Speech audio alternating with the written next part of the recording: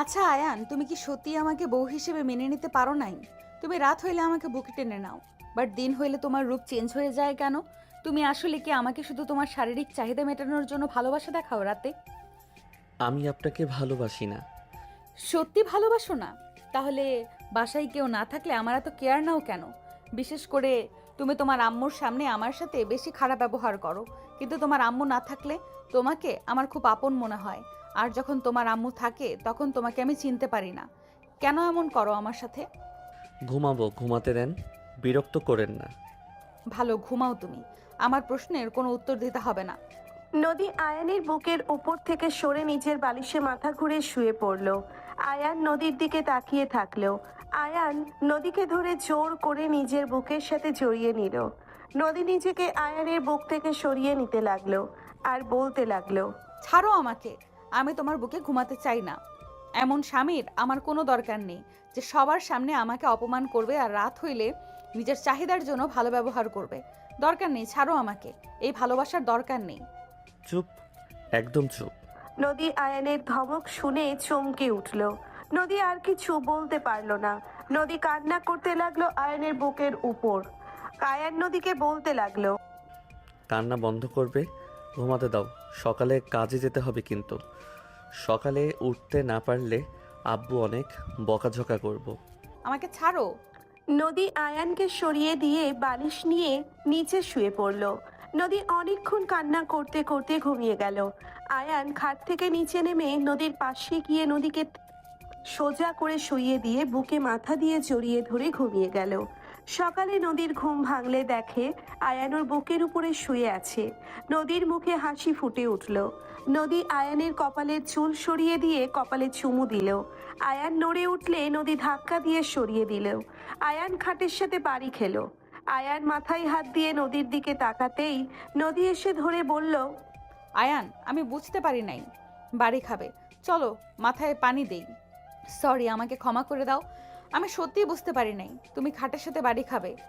নদী কান্না করে দিলে আয়ান নদীর গাল ধরে কপালে চুমু দিয়ে বলল, তেমন কিছু হয় নাই, কান্না করো না। আয়ান কথাগুলো বলে উঠে ওয়াশরুমে চলে গেল। নদীর নিজের উপরে রাগ হতে লাগলো।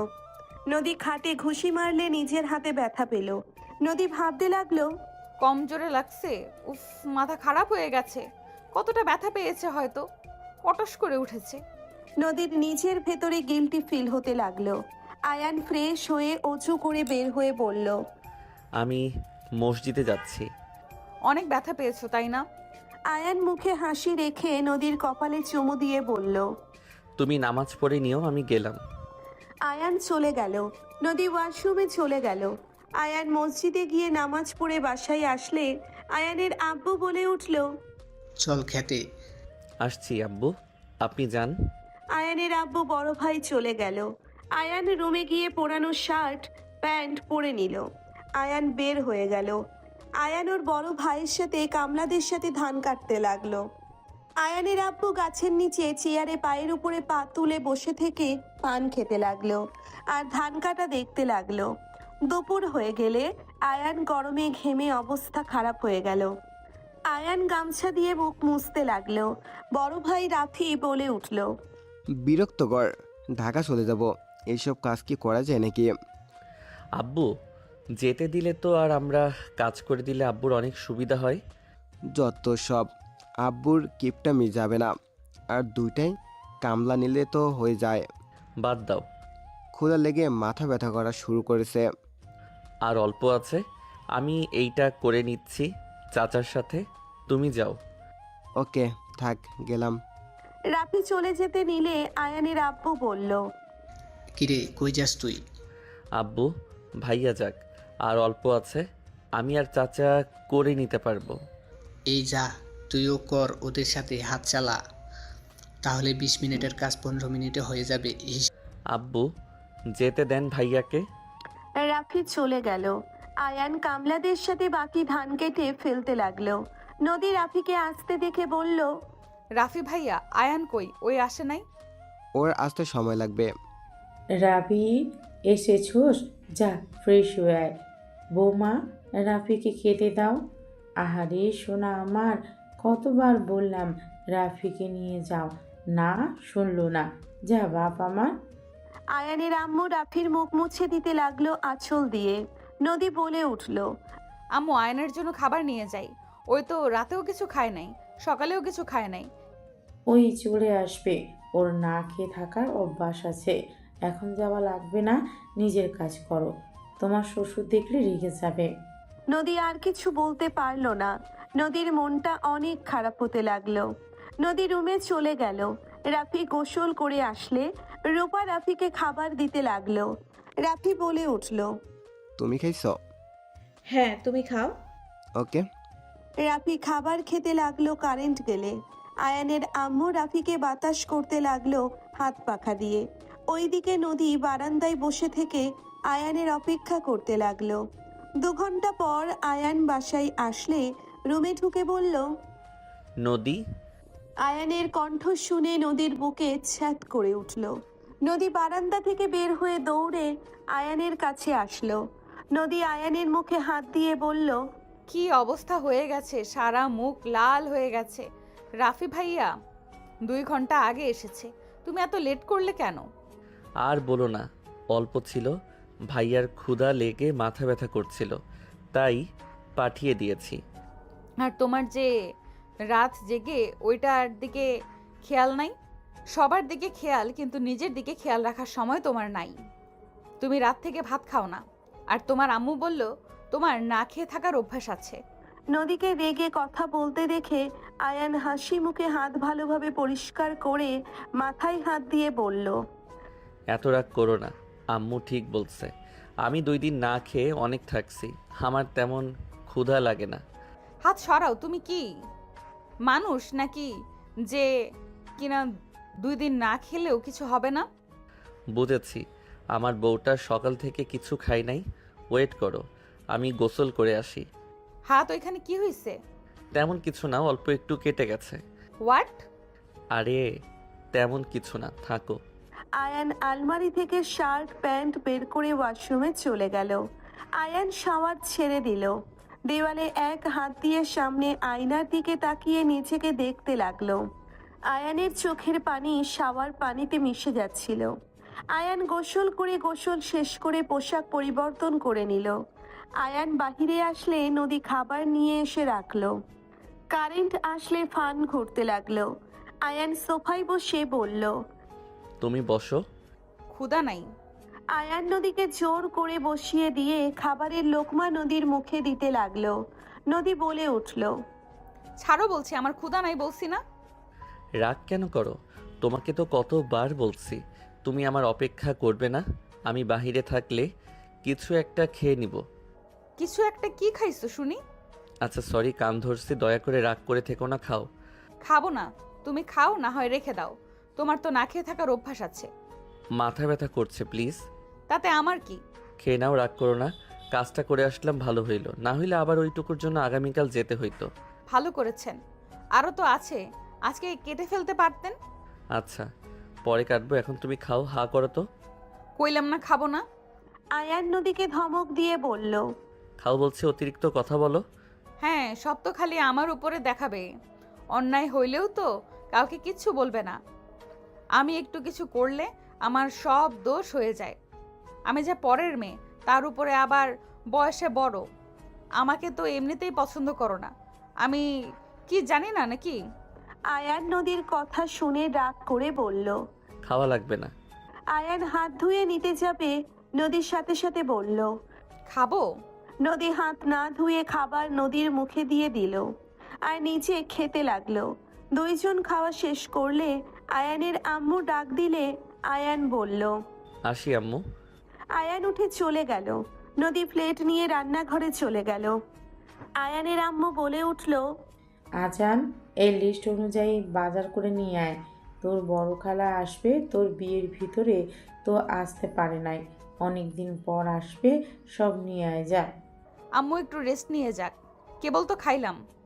নদীর কথা শুনে আয়ানের আম্মু রাগী লোক নিয়ে তাকালে আয়ান নদীর দিকে তাকিয়ে বলল। চুপ করো, তুমি যাও এখান থেকে। নদীর আগে চলে গেল। আয়ানের আম্মু বলল, এই মেয়েকে বিয়ে করে আমার সাথে ঝামেলা করার জন্য নিয়ে এসছোস বাপ বেটা, তাই না? বেয়াদব একটা মেয়েকে নিয়ে এসছস, ফালতু মেয়ে একটা। আম্মু আমাকে যা বলার বলেন, আমার ওয়াইফের নামে কোনো কথা আমি শুনতে চাই না। আয়ানের আম্মু রেগে সজোরে গালে থাপ্পড় মেরে দিল। আয়ান কিছু না বলে ব্যাগ আর লিস্ট নিয়ে চলে গেল। 2 ঘন্টা পর বাজার করে সব নিয়ে এসেছে। রান্নাঘরে এসে সব রেখে আয়ান বসার ঘরে গেলে আয়ান ওর আম্মুর কাছে টাকা এগিয়ে দিয়ে বলল, আম্মু, এই টাকা বেঁচে গেছে। হিসাব দে। হিসাব কেন দিতে হবে? ওই কি টাকা মেরে নেওয়ার ছেলে নাকি? ওই অভ্যাস বদলাও। আপনি চুপ করেন। এই আজান, হিসাব দে। আয়ান ওর আম্মুকে হিসাব দিতে লাগলো। সব হিসাব দিলে 1 টাকা না পেয়ে বলল, 1 টাকা মিসিং। 1 টাকা কি করছস? আম্মু হয়তো কয়েন পড়ে গেছে। আয়ানের আম্মু সজোরে থাপ্পড় মেরে দিয়ে বলল, 1 টাকায় রাখতে পারস না? এত বড় হয়েছস আর টাকা সামলাতে পারস না? আয়ান মাথা নিচের দিকে করে থাকলো। নদী রাগে হাত মুঠো করে ফেললো। আয়ান নদীর দিকে চোখ গেলে নদী রাগে কটমট করতে লাগলো। কলিং বেল বেজে উঠলে আয়ানের আম্মু বলে উঠল। বেয়াদব একটা। আয়ানের আম্মু চলে গেল দরজা খুলে দিতে। দেখে আয়ানের খালাতো ভাই বোন এসেছে। আয়ানের আম্মু খুশি হয়ে সবার সাথে কুশল বিনিময় করে ভেতরে আসলো। আয়ানের খালাতো বোন তুলি এসে আয়ানকে জড়িয়ে ধরলো। আয়ান চমকে উঠল।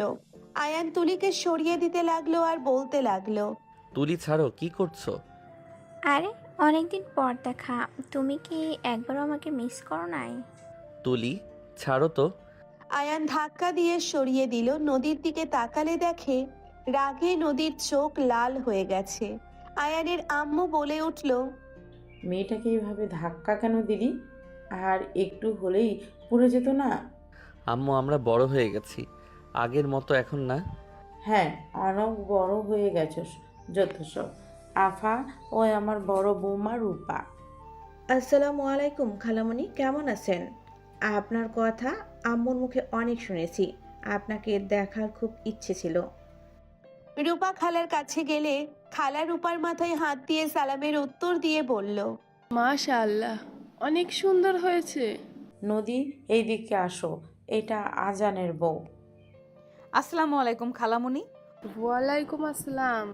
এটাই তাহলে সেই মেয়ে? এই মেয়ে, তোমাকে দেখতে তো বুড়ি বুড়ি লাগছে। তুমি কিভাবে আমার ভাগনাকে বিয়ে করলে? আমার ভাগনার বয়স 19, তোমার সাথে কি আমার ভাগনা যায়? খালার কথা শুনে নদীর চোখে পানি ছলছল করতে লাগলো। নদী মুখে হাসির রেখা টেনে কিছু বলবে, তখনই আয়ান নদীর পাশে দাঁড়িয়ে হাতে হাত রেখে বলল, খালামণি, তোমার চোখে মনে হয় সমস্যা হয়েছে। আমাদের বাজারে ভালো চোখে ডাক্তার আছে, আপনি চাইলে আমি আপনাকে নিয়ে যেতে পারি। আয়ানের কথা শুনে আয়ানের আব্বু রাফি মিটিমিটি হাসতে লাগলো। আয়ানের আম্মু খালার রাগে আয়ানের দিকে তাকালো। আয়ান হাসি দিয়ে বলল, খালামণি, যখন যান আমাকে বলেন। তাহেলা, এই ছেলেটাকে তো এই মেয়েটা এত বেয়াদব বানিয়েছে। আমাদের ভদ্র নম্র শান্ত ছেলেকে এমন বেয়াদব বানিয়েছে, তুই কিছু বলিস না? কি করব আফা বলো, ভাগ্য খারাপ হইলে যা হয়। বাহিরে মানুষের সামনেই মুখ দেখাতে লজ্জা লাগে। কতজন ট্রোল করে, সব কিছু শুনে না শোনার ভান করে আসতে হয়। দুলা ভাই, আপনার খেয়ে কাজ নাই? আমাদের এত ছোট ছেলেটাকে এমন বুড়ি মেয়ের সাথে বিয়ে দিয়ে আসলেন। কিছু মনে করো না, আসলে তোমার চোখের সমস্যা আছে। এখানে যতগুলো মেয়ে আছে তার থেকে আমার ছোট বৌমা সেরা, আর আমার বৌমার প্রশংসা পুরো গ্রামে আছে, বুঝলে? কথাগুলো বলে চলে গেল। খালা রাগে গজগজ করতে লাগলো। খালা বলে উঠল, এইভাবে তোর ছেলে আর স্বামীর কাছে অপমান করার জন্য নিয়ে এসেছস নাকি? খালামণির রাগ করেন না, বাদ দেন, চলেন রুমে চলেন। রূপা নিয়ে গেল। আয়ানের আম্মু চলে গেল। রাফি বলে উঠল, বাহ, সেই সুন্দর একটা জবাব দিয়েছস। মাথা খাওয়ার মেশিন আসলো, বউ নিয়ে পালাবো। রাফি চলে গেল রুমে। নদী আয়ানের হাত সরিয়ে দিয়ে রুমে চলে গেল। আয়ান নদীর পিছন পিছন গেল। নদী খাটের উপরে উপুর হয়ে শুয়ে থেকে কান্না করতে লাগলো। আয়ান নদীর কাঁধে হাত দিয়ে বলল, নদী, তুমি খালামণির কথায় কিছু মনে করো না, ওনার মুখে কোনো কথাই আটকায় না। উনি তো ঠিকই বলেছে। আমি কেন তোমাকে বিয়ে করলাম? তুমি আমার 5 বছরের ছোট। আমি তোমাকে কিভাবে পারলাম বিয়ে করতে? আব্বু আম্মুকে আমি বারবার বলেছিলাম আমাকে বিয়ে দিও না, আমি এই বিয়ে করব না, আমি নিজের পায়ে দাঁড়াতে চাই। কিন্তু আমার কথা শুনলো না, আমাকে জোর করে তোমার সাথে বিয়ে দিল। নদী, কান্না করো না প্লিজ। তুমি কান্না করলে আমার কষ্ট হয়, কেন বোঝো না? চুপ করো, আমার কষ্টে তোমার কিছু যায় আসে না। তুমি আমাকে ছেড়ে দাও। নদীর কথা শুনে আয়ানের রাগ উঠে গেল। আয়ান নদীকে থাপ্পড় মারতে হাত তুলল। আয়ান নিজের হাত শক্ত করে নিচে নামিয়ে নিল। নদী বলল, মারো, মারা বাদ কেন দিলে? মারো। আয়ানের হাত ধরতে আয়ান নদীর হাত এক ঝটকায় সরিয়ে দিয়ে বারান্দায় চলে গেল। আয়ান দোলনায় বসে থেকে বাহিরের দিকে তাকিয়ে থাকতে লাগলো। নদী কান্না করতে করতে ঘুমিয়ে গেল। বিকালের দিকে নদী উঠে ফ্রেশ হয়ে বসার ঘরে গেল। খালা নদীকে দেখে বলল, বউ, আমার জন্য চা বানিয়ে নিয়ে আসো তো। নদী কিছু না বলে রান্নাঘরে চলে গেল। সবার জন্যে চা বানালো। রূপা সবাইকে চা নিয়ে গিয়ে দিল। নদী আন মনে দাঁড়িয়ে থাকলো। রূপা হালকা করে ধাক্কা দিয়ে বলল, এত কি ভাবো, ডাকি কানে শোনো না? জি ভাবি, কিছু বলবেন? তোমার জন্য আমার মায়া লাগে। তোমার জামাইটাও তোমাকে সহ্য করতে পারে না, আবার শ্বশুর বাড়ির একটা লোকও তোমাকে দেখতে পারে না। তোমার জায়গায় আমি থাকলে কবে চলে যেতাম। নদী কিছু বলল না। রূপা বলে উঠল, চলো দুজন রান্না বসিয়ে দেই, আম্মু আবার হুঙ্কার দিবে। নদী রূপার সাথে মিলে রান্না করতে লাগলো। রূপা নানা ধরনের চিন্তা নদীর মাথায় দিতে লাগলো। নদী রাগে ফুঁসতে লাগলো আর ভাবতে লাগলো, ঠিক, এখানে আমি কেন এভাবে পড়ে থাকবো? একটা কাপুরুষকে বিয়ে করেছি, এত অপমান এত অবহেলা পাওয়ার পর কাউকে কিছু বলে না, লজ্জা শরম বলে তো কিছুই নাই। আমি এত বকাঝকা করি, তারপর মুখে মুখে হাসি রাখে। বোকা কোথাকার, এমন ছেলের সাথে সংসার হয় না। নদী নানা চিন্তা করতে লাগলো আর রান্না করতে লাগলো। আনমনে রান্না করতে লাগলো। রাতের দিকে সবাই খেতে বসলো। হঠাৎ করে ভাজি মুখে দিতেই খালা সব উগলে দিয়ে বলল, ছি, এটা কি রান্না করেছো?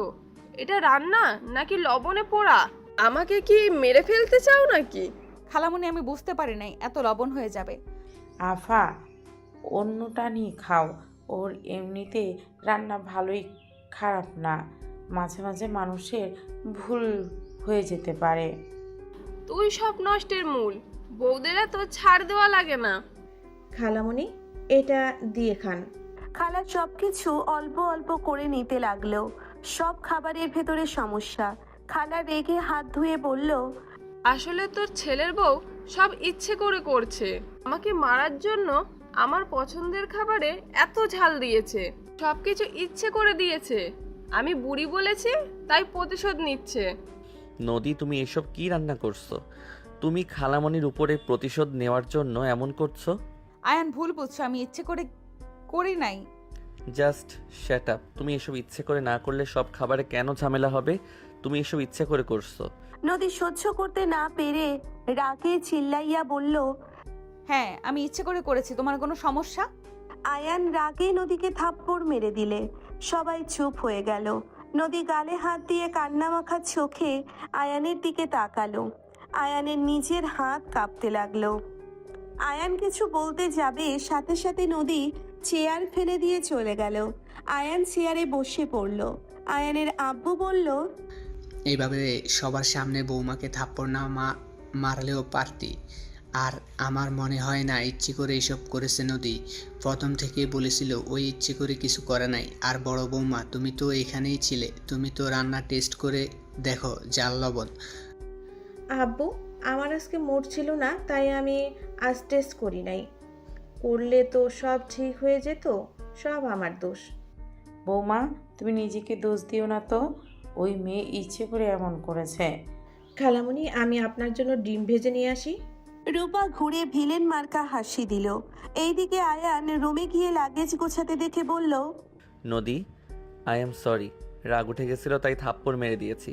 প্লিজ শান্ত হও। চুপ, ভালো কাজ করেছো, আমাকে মেরে সবার মন রক্ষা করেছো, খুব ভালো কাজ করেছো। নদী, সরি। আয়ান নদীকে জড়িয়ে ধরতে যাবে, সাথে সাথে নদী ধাক্কা দিয়ে সরিয়ে দিয়ে বলল, একদম আমাকে ধরবি না, কোনো কাপুরুষের স্পর্শ আমার দরকার নাই। নদী, চুপ, একদম চুপ। ওই মুখে আমার নাম নিবি না। তোর মতো কাপুরুষের সাথে থাকা আমার পক্ষে সম্ভব না। তুই তোর মায়ের আঁচলের তলে থাক। নদী প্লিজ, তুই মাথা ঠান্ডা করো, তোমার মাথা গরম আছে। আমি ঠিক আছি।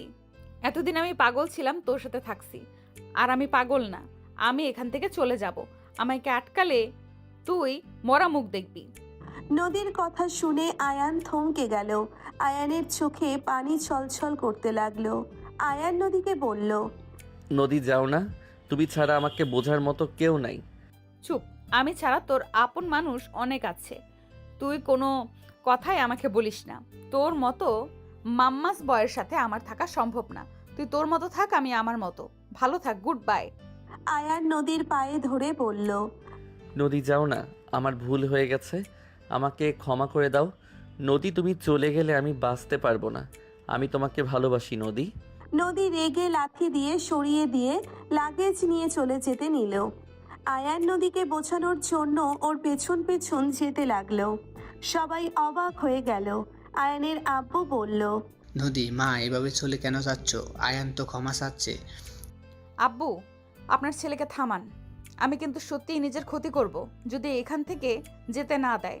আম্মু, আপনি আপনার ছেলেকে থামান। আমি এখানে আত্মহত্যা করলে সবাই ফেঁসে যাবেন। আজান ছাড়, চলে যাচ্ছে যাক।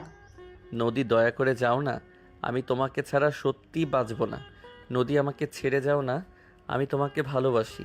নদী লাথি দিয়ে সরিয়ে দিয়ে বলল, আল্লাহর কসম, তুই যদি আমাকে ভালোবাসোস তাহলে আমার পথে বাধা হয়ে দাঁড়াস না। তুই আমাকে ঠেকানোর চেষ্টা করলে আমি এক্ষুনি নিজের জীবন দিব। নদী ফল কাটা চাকু নিলে সবাই ভয় পেয়ে গেল। আয়ান উঠে দাঁড়িয়ে বলল, আমি তোমাকে আটকাবো না, চলে যাও। আয়ানের কথা শুনে নদী লাগেজ নিয়ে চলে গেল। আয়ানের চোখ দিয়ে অনবরত পানি পড়তে লাগলো। নদী সিএনজিতে উঠে যেতে লাগলো। নদীর চোখ দিয়ে পানি গড়িয়ে পড়তে লাগলো। আয়ানের আম্মু আয়ানের কাঁধে হাত রেখে বলল, ভালো হয়েছে, আপদ বিদায় হয়েছে। ডিভোর্স দিয়ে তুই তুলিকে বিয়ে করে নে, সুখে থাকবি। আয়ানুর আম্মুর কথা শুনে নিজের রাগ আর কন্ট্রোল করতে পারল না। আয়ান টি টেবিলের উপরে জোরে ঘষে দিল। কাঁচ ভেঙে চুরমার হয়ে গেল। আয়ানের হাত দিয়ে রক্ত পড়তে লাগলো। আয়ানুর আম্মুর দিকে তাকিয়ে চিৎকার দিয়ে বলল, নিজেদের স্বার্থে আমাকে জন্ম দিয়ে কেন আমার লাইফটা জাহান্নাম বানিয়ে দিলেন? আপনি কেন আমাকে নিজের সন্তানের মতো ভালোবাসতে পারেন না? আমাকে আপনি শুধুমাত্র আপনার বড় ছেলের বাঁচানোর জন্য জন্ম দিলেন। আপনি আমাকে শুধু ইউজ করে গেলেন, সেভিয়র সিবলিং সন্তান হিসেবে শুধু দেখে গেলেন। আপনাদের তো আমি বলি নাই আমাকে জন্ম দেন। আপনারা নিজেদের স্বার্থের জন্য জন্ম দিয়ে সারা জীবন শুধু আমাকে স্বার্থের জন্য ইউজ করলেন। আমি যাকে নিয়ে ভালো ছিলাম তাকেও আমার দূরে করে দিলেন। আমাকে কেন মেরে ফেলেন না? ভাইয়া তো সুস্থ হয়ে গেছে, আমাকে মেরে ফেললে পারতেন। আয়ান হাউমাউ করে কান্না করতে লাগলো। আয়ানের আম্মু সবাই স্তব্ধ হয়ে গেল। আয়ান বলে উঠল, আমাকে জন্ম দিয়েছেন, আপনাদের অসংখ্য ধন্যবাদ। ভালো থাকবেন। আজ থেকে আপনাদের সাথে আমার আর কোনো সম্পর্ক নাই। আপনারা আজ থেকে ঝামেলা থেকে মুক্ত। আজ থেকে আপনার শুধু একটাই ছেলে, সেইটা হইল রাফি তালুকদার। আয়ার নামে আপনাদের মাঝে কেউ ছিল, ভুলে যায়েন। এইটা ভুলতে বেশি সময়ও লাগবে না। আয়ান, আমার কথা শোন। আপনার কোনো কথা শোনার আর কোনো ইচ্ছা আমার নেই। আপনার আজ খুশির দিন। আমার থেকে আমার মূল্যবান জিনিসটা আমাকে ছেড়ে চলে গেছে। আমার বেঁচে থাকার কোনো কারণ আর নাই। আমি এখন আমার মতো করে বাঁচব। আর দোয়া করেন আমার যেন মৃত্যু হয়। আল্লাহ তাআলা যদি আত্মহত্যা নিষেধ না দিত তাহলে কবে আপনাদের মুক্তি দিয়ে দিতাম। আয়ান কথাগুলো বলে বের হয়ে গেল। আয়ানের আম্মু রাফি থামাতে গেলে আয়ান ধাক্কা দিয়ে সরিয়ে দিয়ে চলে গেল। আয়ানের আব্বুর দিকে তাকালো। আয়ানের আম্মু এসে বলল, এভাবে বসে কেন আছো? কে আটকাও না, না মানে? আয়ানের আব্বু রেগে থাপ্পড় মেরে দিয়ে বলল, তোর গালে যদি আগে এই থাপ্পড় মারতাম তাহলে আজ আমার ছেলেকে এইভাবে চলে যেতে হইতো না। তুই মা নামে কলঙ্ক। এক সন্তানের জন্য আরেক সন্তানকে মানুষ হিসেবে ভাবতে পারস নাই। আজ গেছে ভালো করেছে, তোরা কেন যে চোখের পানি ফেলছস সেটাই ভালো করে জানি। বিনা বেতনে কাজ করার কাজের লোক গেল দেখে তোদের লাগছে। আয়ানের আব্বু কথাগুলো বলে চলে গেল। 4 বছর পর আয়ান অফিসে বসে আছে। রাইসা এসে বলল, ম্যাম চলে এসেছে, চলেন। আর ম্যাম অনেক রাগী, সাবধানে থাকবেন, যা বলে তাই শোনেন। কাজে কোনো ভুল করেনি না, উনি কাজের ভুল মেনে নিতে পারে না। আমি চেষ্টা করব। আপনাকে আমি ভয় দেখাচ্ছি না। আমি শুনেছি ওনার ভয় অনেকেই চাকরি ছেড়ে দিয়েছে। অল্প ভয় লাগছে, বাট আশা করি আমি আমার দায়িত্ব পালন করতে পারবো। গুড, আপনার বেতন এই মাসে কম দেওয়া হবে, আপনার কাজ পছন্দ হলে বাড়িয়ে দিবে। জি। আয়ান রাইসার সাথে গেল। রাইসা অনুমতি নিয়ে প্রবেশ করলো। আয়ান মাথা নিচের দিকে করে সামনে গেল। রাইসা বলে উঠল, ম্যাম উনি আপনার জন্য অপেক্ষা করছিল। আসসালামু আলাইকুম ম্যাম। আয়ানের সালাম শুনে নদীর বুকের ভেতর কেঁপে উঠল। নদী ফাইল থেকে মুখ তুলে বলল, ওয়ালাইকুম সালাম। আয়ান কণ্ঠটাও শুনে সামনে তাকাতেই চমকে উঠল। নদী বলে উঠল, আপনি যান। রাইসা চলে গেল। নদী আয়ানকে বসতে ইশারা করলো। আয়ান চেয়ার টেনে বসে বলল, কেমন আছো? সরি ম্যাম, এইটা অফিস। ও সরি, আপনি তো সব কাজ বুঝে নিয়েছেন তো নাকি? জি ম্যাম। আপনাকে একটা কথা বলবো। জি ম্যাম বলেন। আপনি জব কেন করতে চাচ্ছেন? আপনাদের তো কোনো কিছুর অভাব নাই। ম্যাম আমি ব্যক্তিগত কথা বলা পছন্দ করি না। আপনার অ্যাসিস্ট্যান্ট দরকার, আমার চাকরি দরকার, তাই এখানে আমি। সরি, আপনি আজ থেকে তাহলে জয়েন হয়ে যান, আপনার জায়গা ওইখানে। নদীর কথা মতো আয়ান নিজের কাজের জায়গায় গিয়ে বসলো। নদী বলে দেওয়া মতো কাজ করতে লাগলো। আয়ান নদীর দিকে আর একবারও না তাকিয়ে কাজ করতে লাগলো। নদী আড়াই চোখে আয়ানকে দেখতে লাগলো। চোখের কোণায় পানি চলে আসলে মুছে নিজের কাজ করতে লাগলো। আয়ান কাজ শেষ করে নদীর কাছে জমা দিয়ে দিল। নদী বলে উঠল, আপনার কাজের ক্ষমতা অনেক ভালো। ধন্যবাদ ম্যাম। আয়ানকে আর একটা কাজ দিলে আয়ান নিজের কাজ করতে লাগলো। দুপুরের দিকে আয়ান কাজ শেষ করতে নদী কিছু বলবে তখনই কেবিনের ভেতরে একটাও বাচ্চা মেয়ে আম্মু আম্মু বলে ভেতরে ঢুকলো। আয়ান পিছনে ঘুরে তাকালো। আয়ানকে দেখে নদীর বোন তমা বলল, আয়ান তুমি? আসসালামু আলাইকুম আপু, কেমন আছেন? ওয়ালাইকুম আসসালাম, আলহামদুলিল্লাহ। তুমি কেমন আছো? আর তুমি এখানে? আমার নতুন অ্যাসিস্ট্যান্ট। ওই তোমার অ্যাসিস্ট্যান্ট? হুম। নদী বাচ্চাটাকে টেবিলের উপরে বসিয়ে দিলে বাচ্চাটা বলে উঠল, আম্মু আমি না তোমাকে অনেক মিস করছি। আম্মু তুমি আমাকে একবার কল কেন দাও না? তুমি জানো আমি তোমাকে কত মিস করেছি তোমাকে। সরি বাবা, তুমি তো নানুর সাথে ঘুরতে গেছিলে, তাই আমি ভাবলাম থাক, ডিস্টার্ব না করাই ভালো হবে। আমার পুচকুটাই ঘুরতে গেছে। নদীর কথা শুনে মেয়েটা হাসি দিয়ে বলল, আম্মু আমি তো তোমার কলে ডিস্টার্ব হই না। সরি বাবা, আর এমন হবে না, একটু কাজে ব্যস্ত আছি। নদীর কথা শুনে মেয়েটা নদীর মাথায় হাত দিয়ে বলল, অনেক কষ্ট হচ্ছে তোমার আম্মু, তুমি কষ্ট পাও না, তোমার মাথায় আদর করে দিচ্ছি। আয়ান অবাক হয়ে গেল। আয়ান বলে উঠল, এই বাচ্চা কার? আপুর। উনি বিয়ে করছে? তমা কিছু বলতে যাবে সাথে সাথে নদী থামিয়ে দিয়ে বলল, মাশাআল্লাহ, আমি কি বাবুটাকে কোলে নিতে পারবো? আর আমি তো আপনাকে ডিভোর্স দেই নাই, আপনি আরেকটা বিয়ে কিভাবে করলেন? আপনি তো আমাকে বলতে পারতেন, তাহলে আমি ডিভোর্স দিয়ে দিতাম। ওইটা কোনো ব্যাপার না, এখন চাইলে দেওয়া যাবে। আপনারা তো জিনা করছেন। জ্ঞান কম দেন। আয়ান আর কিছু বলল না। আয়ান বাবুটার দিকে তাকিয়ে থাকলে তমা বলে উঠল, আম্মু এই আঙ্কেলের সাথে পরিচয় হও।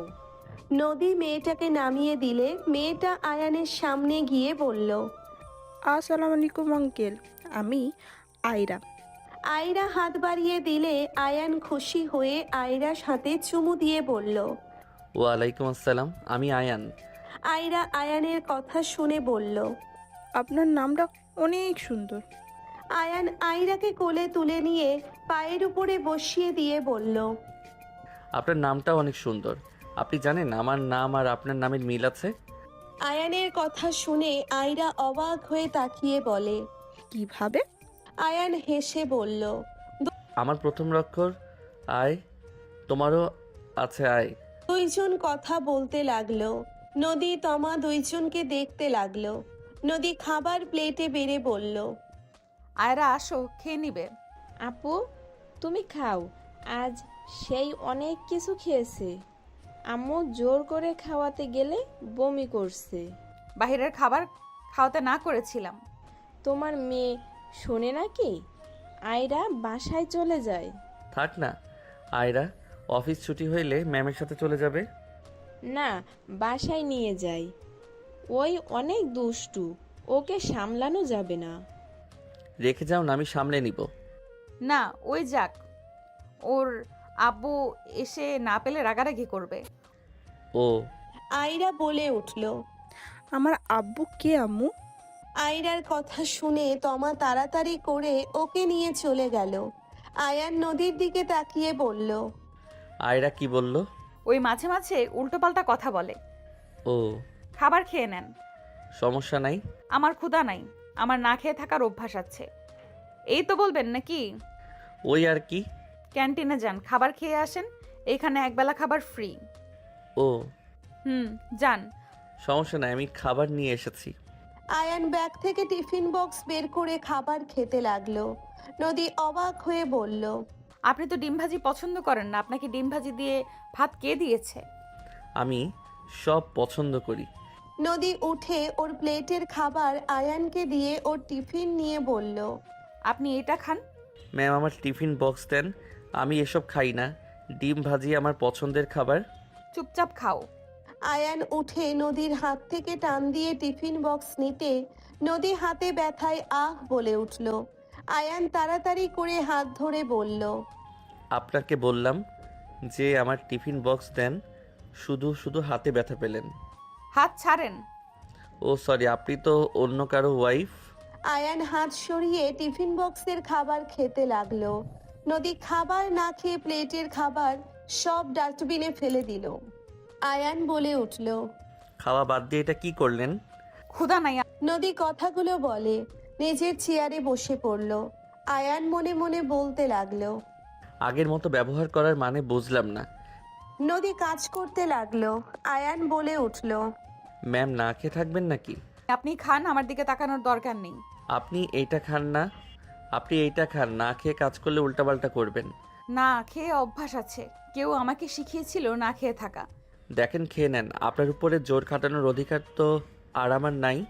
আয়ান নদীর সামনে খাবারের টিফিন বক্স দেখে নিজের জায়গায় গিয়ে বসলো। নদী অনেকক্ষণ আয়ানের দিকে তাকিয়ে থাকলো। নদী কাউকে ফোন দিয়ে বিরিয়ানি অর্ডার দিয়ে দিল। কিছুক্ষণ পর বিরিয়ানি আসলে নদী আয়ানের টেবিলে দিতে ইশারা করলে লোকটা বিরিয়ানি দিয়ে চলে গেল। আয়ান নদীর দিকে তাকালে দেখে নদী ডিম ভাজি দিয়ে ভাত খাচ্ছে। আয়ান নদীর দিকে তাকিয়ে বলল। বিরিয়ানি আমি খাই না। বাজে কথা বন্ধ করেন। কে কি খায় ভালোভাবে আমার জানা আছে। আপনি অর্ধেক নেন, আমি এত খেতে পারবো না। খাবো না, এগুলো ভালো লাগছে। নদী খাওয়া শেষ করে পানি খেতে লাগলো। আয়ানের ক্ষুধা লাগলে আয়ান খেতে লাগলো। নদী আয়ানের দিকে তাকিয়ে ভাবতে লাগলো। আগের মতোই আছো, তোমার চোখে এই ঝলমলে দেখতে আমার অনেক ভালো লাগতো, যা কখনোই তুমি বোঝো নাই। তুমি সবাইকে হ্যাপি করতে গিয়ে তুমি নিজেই নিজেকে কষ্ট দিতে, যেটা আমার লাগতো। আমি তোমাকে সব সময় হাসি খুশি দেখতে চাইছি, কিন্তু তুমি কখনোই আমাকে বোঝো নাই আমি কি চাই না চাই। নদীর চোখ দিয়ে পানি গড়িয়ে আসতে নদী তাড়াতাড়ি করে চোখ মুছে নিল। আয়ান খাওয়া শেষ করলে আয়ান নদীর দিকে তাকিয়ে বলল। ধন্যবাদ ম্যাম। ওয়েলকাম, এখন ঝটপট কাজ করেন। জি ম্যাম। আয়ান কাজ করতে লাগলো। 8টায় ছুটি হলে আয়ান অফিস থেকে বের হলো। নদী গাড়ি নিয়ে ওর সামনে দিয়ে চলে গেল। আয়ান হেঁটে যেতে লাগলো। আয়ান হেঁটে বস্তিতে চলে গেল। আয়ান রুমে গিয়ে ক্লান্ত শরীর চৌকির উপরে ছেড়ে দিল। আয়ান ভাবতে লাগলো। আচ্ছা এটা কিভাবে সম্ভব? ওই বাচ্চা মেয়েটা নদী আর তার হাজব্যান্ডের সন্তান হইলে তাহলে ওর হাজব্যান্ডের মতো হবে, কিন্তু ওই বাচ্চা আমার মতো কেন হবে? ওর হাত পা ওর ভঙ্গি আমার মতো কেন, আবার আমার মতো ঠোঁট? আয়ানের মাথা খারাপ হয়ে যেতে লাগলো। আয়ান ভাবতে ভাবতে লাফ দিয়ে উঠে ফ্রেশ হয়ে পোশাক চেঞ্জ করে, টিফিন আর সব ধুয়ে রান্না তুলে দিল। রান্না শেষ করে ফ্রেশ হয়ে খেয়ে কিছুক্ষণ হাঁটাহাঁটি করে ঘুমিয়ে গেল। ওইদিকে তমা নদীকে বলতে লাগলো, আয়ানকে মিথ্যা কেন বলবে? আয়রা তো আয়ানের মেয়ে, তুমি ওকে মিথ্যা কেন বললে? আমি চাই না ওই জানুক আয়রা ওর সন্তান। ওই জানলে আমার সন্তান আমার থেকে কেড়ে নিবে। ওর তো অধিকার আছে মেয়ের কাছে থাকার। আপু, তুমি আয়ানকে দেখেছো? ওকে দেখে পুরো মনে হচ্ছিল কবে থেকে খায় না। ওর ফ্যামিলি আসলেই জঘন্য। ওকে দিয়ে চাকরি করতে দিয়েছে, এত সম্প্রীতি খামার কি নাই ওদের? কোনো কিছুর কি কমতি আছে যে আবার জব করতে পাঠাতে হবে? জানোস ওই আজ কি নিয়ে এসেছিল খাওয়ার জন্য? কি? ডিম ভাজি, যেটা দেখলে ওই বমি করে দিত। ডিম সহ্য করতে পারতো না। আর সেই ছেলে কিনা ডিম নিয়ে এসেছিল। তোর শ্বশুর একবার কল দিয়েছিল তো আম্মু পাগলামি করে কল কেটে দিয়েছিল আর ব্লক লিস্টে ফেলে দিয়েছে নাম্বার। উনি একবার বলছিল আয়ান কি আমাদের বাসায় গেছে নাকি। থাক, ফ্রেশ হবাদ দে। তমা চলে গেল। নদী গোসল করে নিল। সকালে আয়ানের ঘুম ভাঙলে আয়ান ফ্রেশ হয়ে অজু করে মসজিদে চলে গেল নামাজ পড়তে। নামাজ পড়া শেষ করে বাসায় এসে সবকিছু গুছিয়ে নিল। রান্না করে টিফিন বক্সে ভরে তাড়াতাড়ি করে রেডি হয়ে অফিসের দিকে রওনা দিল। আয়ান তাড়াতাড়ি করে অফিসে চলে গেল। অফিসের ভিতরে গিয়ে আয়ান নদীর চেয়ারের দিকে তাকিয়ে দেখে নদী আসে নাই। আয়ান নিজের চেয়ারে বসে সিইওর মিটিং, অ্যাপয়েন্টমেন্ট ও সময়সূচি পরিচালনা করতে লাগলো। নদী আসলে আয়ান বলে উঠল, আসসালামু আলাইকুম ম্যাম। ওয়ালাইকুম সালাম। তুমি কি মিটিংয়ের ব্যবস্থা করছো? ম্যাম, 11টায় দিয়েছি, ক্লায়েন্ট মিটিং আছে। ওকে, গুড। জি। আয়ান ফাইলগুলো রেডি করতে লাগলো। 10:45 দুজন বের হয়ে গেল। আয়ান ড্রাইভারের কাছে গিয়ে বসলো। নদী আয়ানকে আয়নাতে দেখতে লাগলো। মিটিং চলে গেলে আয়ানের হাতে ফোন দিয়ে চলে গেল। আয়ান ভিতরে গিয়ে এক সাইডে দাঁড়িয়ে থাকলো। নদী মিটিং সবার সাথে কথা বলতে লাগলো আর কাজগুলো এক্সপ্লেন করতে লাগলো। নদীর দিকে আয়ান দেখতে লাগলো। আয়ান চোখ সরিয়ে নিল। নদীর ফোনে ফোন আসলে আয়ান বাহিরে গিয়ে কল রিসিভ করে বলল, আসসালামু আলাইকুম, কে বলছেন? ম্যাম এখন ব্যস্ত আছে। আয়ানের কথা শুনে ওই পাশ থেকে বলে, ওয়ালাইকুম সালাম বন্ধু, আমি আয়রা। আয়ান আয়রার কথা শুনে মুখে হাসি ফুটে উঠল। আরে বন্ধু, তুমি? আমি তো ভাবছি কে না কে। আয়ান বলে উঠল। আয়ান আয়রার সাথে কথা বলতে লাগলো। আয়ান হাসি মুখে আয়রার সাথে গল্প করতে লাগলো। নদী মিটিং থাকা কার্লিং আয়ান কথা বলতে বলতে হঠাৎ জিজ্ঞেস করলো, আয়রা, তোমার আব্বু কোথায় গেছে? আয়ানের কথা শুনে আয়রা বলল, আমার আব্বু তো নাই, আব্বু আমাকে ভালোবাসে না, তাই আমার আব্বু আমার কাছে আসে না। আয়ানের মুখের হাসি মলিন হয়ে গেল। আয়ান বলে উঠল, কি বলো? তোমার মতো মিষ্টি মেয়েকে রেখে কোনো বাবা কি থাকতে পারে নাকি? তোমার আব্বুর নাম কি? আর নাম্বার আছে কি? দাও, আমি বকা দিয়ে দেই। আয়ানের কথা শুনে আয়রা বলে ওঠে, নাম বলে নাই, কিন্তু আমার কাছে নাম্বার আছে। তাই মুখস্থ নাকি? আয়রা আয়ানের কথা শুনে বলে, হ্যাঁ, আমি মুখস্থ করেছি। বাবা, এতটুকু মেয়ে নাম্বার মুখস্থ করছো? আয়রা হাসি দিয়ে বলে, আমি আম্মুর নাম্বার, খালামণির নাম্বার, নানুর আর আব্বুর নাম্বার মুখস্থ করছি। বাহ বাহ, তাহলে নাম্বার বলো। আয়রার যে নাম্বার বলো। আয়ান থমকে গেল। আয়ান কাঁপা কাঁপা কণ্ঠে কিছু বলতে যাবে, সাথে সাথে নদী বের হলো। নদী তাড়াহুড়ো করে ফোন নিয়ে আয়রাকে বলল, আম্মু কল করেছো? নদী আয়রার সাথে কথা বলতে বলতে যেতে লাগলো। আয়ান নদীর পেছন পেছন যেতে লাগলো। নদী গাড়িতে উঠলো। আয়ান গাড়িতে উঠলে ড্রাইভার গাড়ি ড্রাইভ করতে লাগলো। আয়রার সাথে কথা শেষ হইল। নদী হাসি মুখে কারোর সাথে SMS করতে লাগলো। দুজন অফিসে চলে গেল। কেবিনের ভিতরে ঢুকতে আয়ান বলে উঠল, আগামীকাল থেকে আয়রাকে নিয়ে অফিসে আসবেন। কেন? আমি বলছি তাই। তুমি কে যে আমি তোমার কথা শুনবো? আমি যেই হয়ে আপনাকে নিয়ে আসতে বলছি, আপনি নিয়ে আসবেন। আয়ানের কথা শুনে নদী কিছু না বলে নিজের চেয়ারে বসে পড়ল। আয়ান নিজের কাজ করতে লাগলো। বিকেলে আরেকটা মিটিং রেখে দিল। আয়ান কাজ করতে লাগলো। নদীর কাছে গিয়ে সবকিছু বুঝিয়ে দিতে লাগলো। নদী আয়ানের দিকে তাকিয়ে থাকলো। মাউথপিসের হাত রাখতেই নদীর হাতের সাথে হাত পড়লে আয়ান হাত সরিয়ে বলল, ম্যাম হাত সরান, আমি দেখাচ্ছি। নদী হাত সরালে আয়ান দেখিয়ে দিতে লাগলো। বিকেলে মিটিংয়ের জন্য চলে গেল। মিটিং শেষ করে রেস্তোরাঁয় গিয়ে বসলো। আয়ানের দিকে নদী তাকিয়ে বলল, তুলে কি বিয়ে করছেন? ম্যাম আমার ব্যক্তিগত ব্যাপারে কোনো কিছু আমাকে জিজ্ঞেস করবেন না। আপনার কোনো রাইট নাই আমার ব্যাপারে কথা বলার। আয়ানের কথা শুনে নদী চুপ হয়ে গেল। খাবার আসলে দুইজন চুপচাপ খেতে লাগলো। নদী আর চোখে দেখতে লাগলো। হঠাৎ করে নদীর পাশে দুটো ছেলে বসে পড়ল। নদী হাসি মুখে বলল, কেমন আছোস তোরা? ভালো, তুই কেমন আছিস? ভালো আছি। বাসে যেতে চাইছিলাম, এখানে তোকে পেয়ে যাবো ভাবি নাই।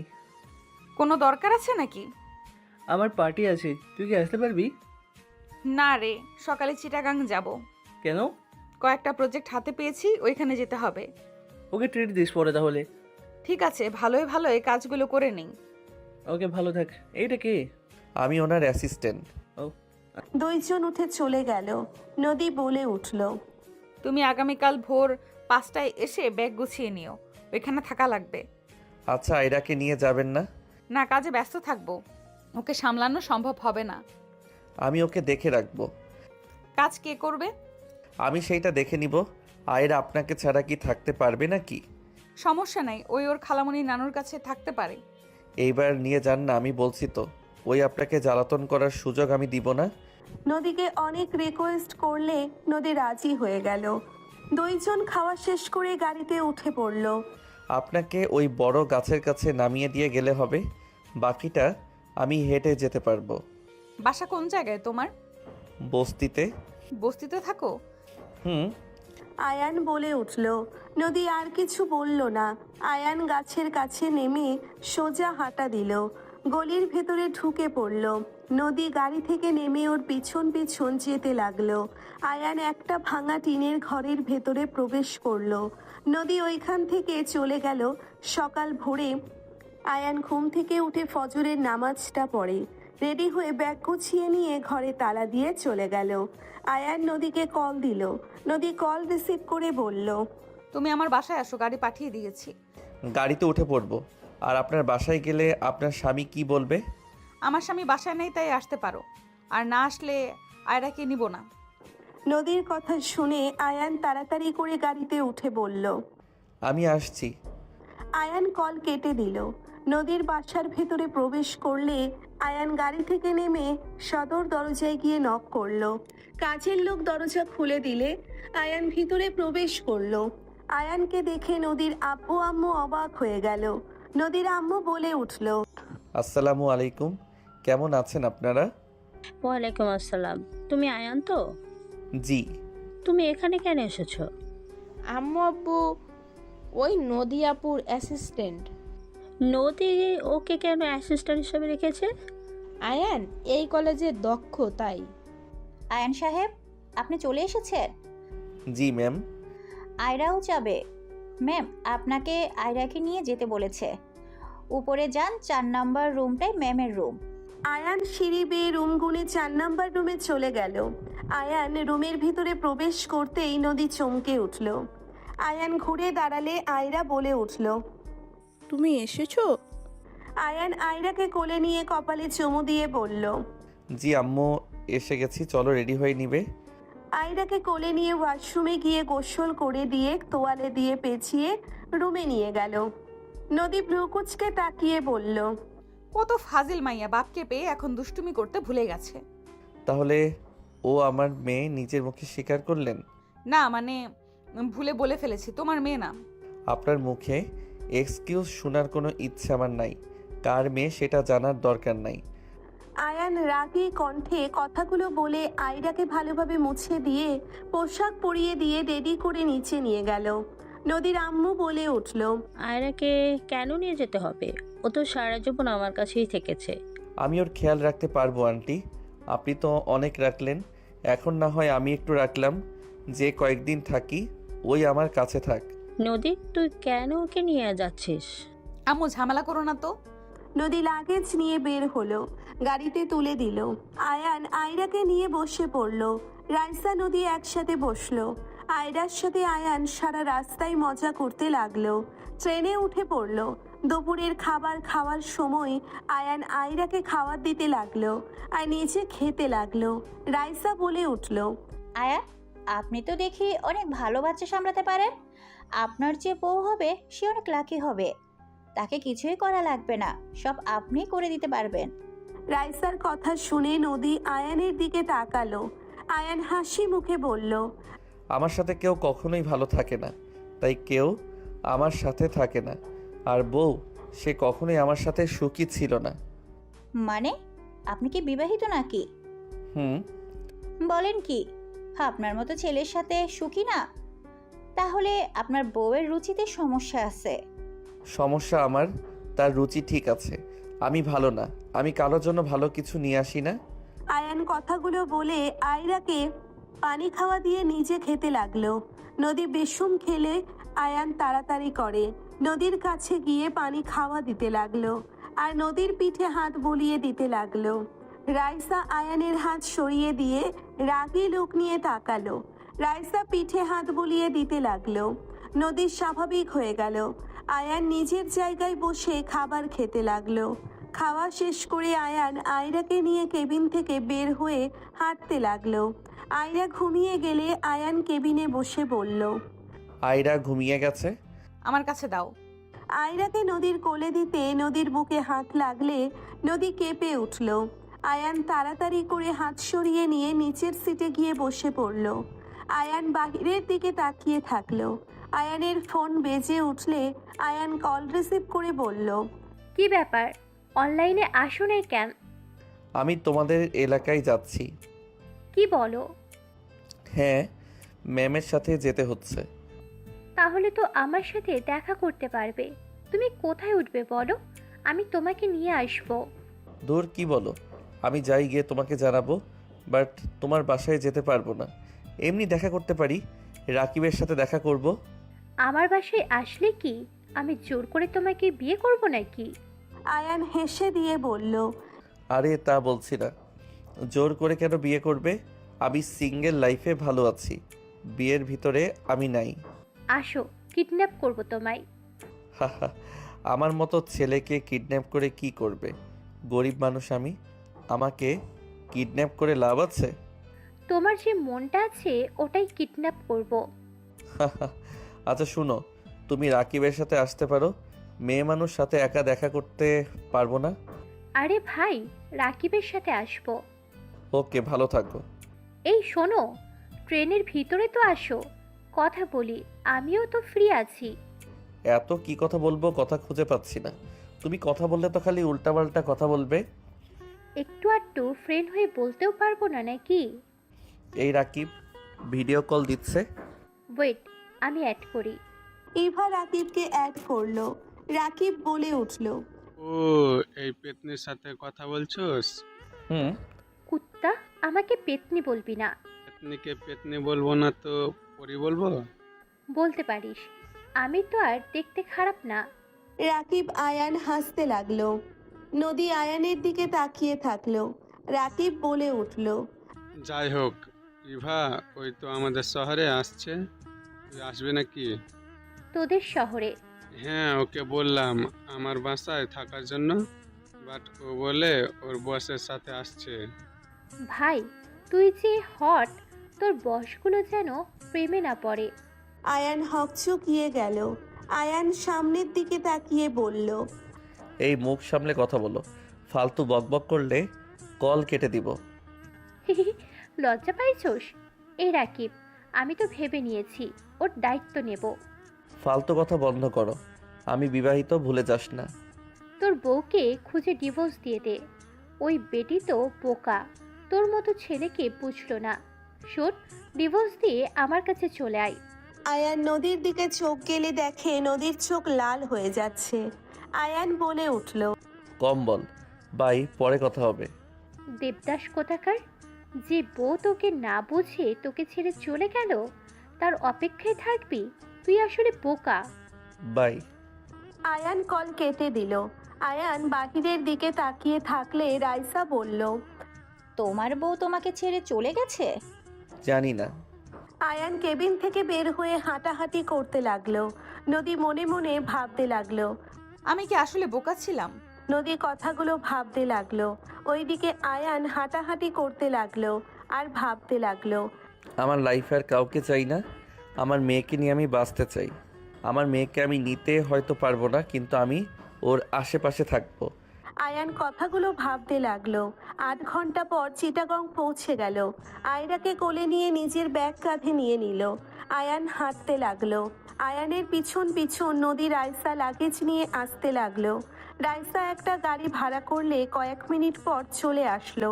4 জন উঠে পড়লো। রাইসার ফোনে ফোন আসলে রাইসা কল রিসিভ করে কথা বলতে লাগলো।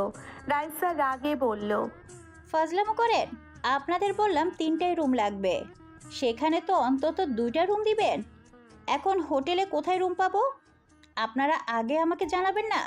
আপনি আসলে আমার চাকরি ধরে টান দেওয়া শুরু করছে। রাইসার কথা শুনে হোটেলের ম্যানেজার ক্ষমা চাইতে লাগলো বারবার। রাইসা রাগ করে কল কেটে দিল। নদী বলল, কি হয়েছে? ম্যাম, হোটেলের মালিকের ছেলে আমাদের 2টাই রুম নিয়েছে। আমাদের জন্য 2টা রুম আছে, আবার হোটেল খোঁজা আমাদের পক্ষে সম্ভব না। ওনারা আগে বললে আমি একটা ব্যবস্থা করতে পারতাম। ম্যাম প্লিজ রাগ করেন না, আমাকে আগে জানালে ওইটাই বাদ দিতাম। আচ্ছা, সমস্যা নাই। ম্যাম আপনি রাগ করছেন না? আয়ন সাহেবের জন্য একটা রুম দরকার ছিল। আমরা মেয়ে মানুষ থাকতে পারলে, উনি তো ছেলে মানুষ, আমাদের সাথে থাকা ব্যাপারটা। সমস্যা নাই, উনি কারো দিকে খারাপ নজরে তাকাবেন না। আমি তা বলছি না, ছেলে মানুষ ব্যাপারটায়। আমি বলছি না সমস্যা নাই। আমি আমার ফ্রেন্ডদের কাছে থাকতে পারবো, বাট 1 ঘন্টা রাস্তা হবে। আপনি আমাদের সাথে থাকবেন। রাইসা শোনেন, আর একটা বেড ওই রুমে দিতে বলেন। রাইসা দীর্ঘ নিঃশ্বাস ফেলে ম্যানেজারের সাথে কথা বলল। হোটেলে গিয়ে চাবি নিয়ে চলে যেতে লাগলো। আয়রার সাথে কথা বলতে বলতে আয়ান যেতে লাগলো। আয়ান সবার সাথে রুমে প্রবেশ করলো। 2 জায়গায় 2টা বেড থাকায় আয়ানকে নদী বলল, আপনি ওই বেডে থাকবেন আর আমরা 3 জন এই বেডে। Okay ma'am. আয়ান বেডে বসতে আয়রা আয়ানের কোলে উঠে পড়ল। আয়রা বন্ধুকে আর জ্বালিও না, একটু রেস্ট নিক। থাক, সমস্যা নেই, আপনারা ফ্রেশ হয়ে নেন। নদী চলে গেল। গোসল করে বের হলো। রাইসা চলে গেল। রাইসার পর আয়রাকে নিয়ে আয়ান চলে গেল। আয়ান আয়রাকে ফ্রেশ করে দিয়ে নিজে গোসল করে নিল। গোসল করে টি শার্ট আর প্যান্ট পরে নিল। আয়ান ওয়াশরুম থেকে বের হলো। নদীর আয়ানের দিকে তাকিয়ে থাকলো। নদী আয়ানের দিকে এগিয়ে যেতে নিবে, সাথে সাথে আয়রা নদীকে জড়িয়ে ধরে বলল, আম্মু দুধ খাবো। নদী ভাবনা জগৎ থেকে বের হলো। আয়ান আয়রাকে কোলে নিয়ে বেডে বসে পড়ল। আয়ান বলে উঠল, আমি একটু বের হব, আপনি ওকে খাওয়াই দেন, ওকে নিয়ে যাব। তোমার বন্ধুদের সাথে দেখা করতে যাবে নাকি? জি। ওই মেয়ের সাথে তোমার কিসের সম্পর্ক? ম্যাম, আমার ব্যক্তিগত ব্যাপারে জিজ্ঞেস করতে না করছি। ব্যক্তিগত থাকছে না। ইভা মেয়েটার সাথে তোমার কিভাবে পরিচয় হইলো? ম্যাম। নদী রাগী লোক নিয়ে তাকাতে রাইসা চুপ হয়ে গেল। আয়ান বলে উঠল, আপনার অফিসে জব করে দেখি আমার পার্সোনাল ব্যাপারে নাক গলাবেন, এই রাইট আমি আপনাকে দেই নাই। নদী রেগে গেল। আয়রাকে দুধ খাওয়ানো বাদ দিয়ে দূরে রাখলে আয়রা কান্না করতে লাগলো। আয়ান বলে উঠল, কি করছেন? ওকে খাওয়ানো বাদ দিয়ে কান্না কেন করাচ্ছেন? আমার মেয়ের আর আমার পার্সোনাল ব্যাপার, আপনি আমাদের মাঝে ঢুকবেন না। আমার মেয়ে কান্না করছে, আমি বুঝে নিব। নদী। এই ছেলে, আপনার সাহস তো কম না, ম্যামকে নাম ধরে ডাক দেন। আমি আপনার বস হই, আপনি আমার নাম ধরে ডাক দেওয়ার সাহস কিভাবে হয়? আয়রাকে খাওয়ান বলছি। খাওয়াবো না। এই সর, ক্লান্ত লাগছে, ঘুমাবো, সকালে বের হতে হবে। আয়রা কান্না করে বারবার নদীর শাড়ি সরিয়ে খেতে দিলে আয়রা কান্না করে বারবার নদীর শাড়ি সরিয়ে খেতে যেতে নিলে নদী ধাক্কা দিয়ে সরিয়ে দিল। আয়রা পড়ে যেতে নিবে দৌড়ে আয়ান রাইসা ধরে ফেলল। আয়ান রাগ কন্ট্রোল করতে না পেরে আয়ান আয়রাকে বুকের সাথে জড়িয়ে নিয়ে নদীর গালে সজোরে থাপ্পড় মেরে দিল। নদী ধাক্কা দিয়ে সরিয়ে দিল। আয়রা পড়ে যেতে নিবে দৌড়ে আয়ান রাইসা ধরে ফেলল। আয়ান রাগ কন্ট্রোল করতে না পেরে আয়ান আয়রাকে বুকের সাথে জড়িয়ে নিয়ে নদীর গালে সজোরে থাপ্পড় মেরে দিল। রাইসা হতভম্ব হয়ে গেল। নদীর চোখ দিয়ে পানি গড়িয়ে পড়ল। নদী কিছু বলতে যাবে, সাথে সাথে আয়ান বলল, চুপ, একদম চুপ, কোনো কথা শুনবো না। ওই যদি পড়ে যেত আপনার খবর ছিল। আমার রাগ আমার উপরে খাটাবেন, আয়রের উপরে কেন খাটাবেন? আমার মেয়ে, আমি বুঝে নিব, তোমার তাতে কি? তুমি কেন আমাদের মাঝে আসছো? আমাদের ব্যক্তিগত ব্যাপারে নাক কেন গলাচ্ছ? চুপ, একদম চুপ। আয়ান রেগে নদীর পা ধরে টান দিয়ে শুইয়ে দিয়ে শাড়ির আঁচল টান দিয়ে সরিয়ে দিল। রাইসা বলে উঠল, এই ছেলে থামো, নিজের জীবন দিতে চাও নাকি? রাইসা আয়ানকে মারতে লাগলো। আয়ান জোর করে নদীর ব্লাউজের বোতাম খুলে আয়রাকে খাইতে দিয়ে দিল। নদী সরিয়ে দিতে যাবে, আয়ান নদীর হাত ভাতের সাথে চেপে ধরে রাখলো। আয়রা বলে ওঠে, বন্ধু আম্মুকে ছেড়ে দাও, আমি আর খাবো না। বন্ধু আম্মু ব্যথা পাচ্ছে, বন্ধু আম্মুকে ছাড়ো। কলার ধরে টান দিয়ে সজোরে ঠাস ঠাস করে থাপ্পড় মেরে বলল, ফালতু ছেলে, তোর এত বড় সাহস! তুই বসের সাথে, ছি, তুই এত নোংরা! আমি তো তোকে ভালো ছেলে ভেবেছিলাম, এখন বুঝলাম কেন তোর বউ তোকে ছেড়ে গেছে। তুই তো আসলে একটা সাইকো। এখনই আমি তোকে জেলে দিব। আয়ান রাইসার হাত সরিয়ে দিয়ে বের হয়ে গেল। নদী কান্না করতে লাগলো। রাইসা এসে বলল, এই জন্য বলছিলাম ম্যাম, ছেলে মানুষকে বিশ্বাস নাই। ছি, কত খারাপ একটা ছেলে! এভাবে একটা মেয়ের শরীরে টাচ কিভাবে করতে পারলো? ওর বউ ওকে ছেড়ে গিয়ে ভালো কাজ করছে। ও আসলে জঘন্যতম একটা ছেলে। নদী কিছু না বলে কান্না করতে থাকলো। আয়ান সবার সাথে দেখা করে 8টার দিকে হোটেলে আসলো। আয়ান হোটেলে গিয়ে রুমে প্রবেশ করলো। রাইসা বলল, খবরদার রুমে প্রবেশ করবি না, তোকে আমি পুলিশে দিব। আয়রা আয়ানকে জড়িয়ে ধরে বলে, আমার বন্ধুকে পুলিশে ধরিয়ে দিয়ে না আন্টি, আমার বন্ধু অনেক ভালো। নদী বলে উঠল, রাইসা শান্ত হও। রাইসা অবাক হয়ে গেল। আয়ান আয়রাকে ধরে খাটে চলে গেল। আয়রাকে বুকের উপরে তুলে কাতুকুতু দিতে লাগলো। আয়রা হাসতে লাগলো। আয়ান আয়রার সাথে অনেকক্ষণ খেলা করে। আয়রাকে ঘুম পাড়িয়ে দিল। আয়ান নিজেও আয়রাকে বুকে চড়িয়ে নিয়ে শুয়ে পড়ল। নদী বলে উঠল, খাবার খেয়ে ঘুমাও। ম্যাম, ওর মতো বেয়াদবকে আপনি খাওয়ারের কথা বলছেন? ম্যাম, আমার অনেক ভয় লাগছে। ওই যদি রাতে আমাদের উপরে হামলা বসায়? বসাবে না, তুমি চিন্তা করো না। ওই তোমার দিকে ঘুরেও তাকাবে না। আয়রা কান্না করছিল আর ফেলে দিতে নিয়েছিল দেখে রাগে এমন করছে। ম্যাম, আপনি কি ওকে আগে থেকে চেনেন নাকি? ওর এমন জঘন্য কাজ করলো আর আপনি কি না? বাদ দাও, খাও। আয়ান খাবে না নাকি? খেয়ে এসেছি, ঘুমাতে দেন, ডাক দিবেন না। আয়ান আয়রাকে জড়িয়ে ধরে ঘুরে শুয়ে থাকলো। নদী রাইসা খাবার খেয়ে কাজ করতে লাগলো। 2টোর দিকে আয়ানের শীত লাগলে নদী উঠে গিয়ে দুইজনের গায়ের উপরে কাঁথা দিল। আয়ান নদীর হাত ধরে ফেললো।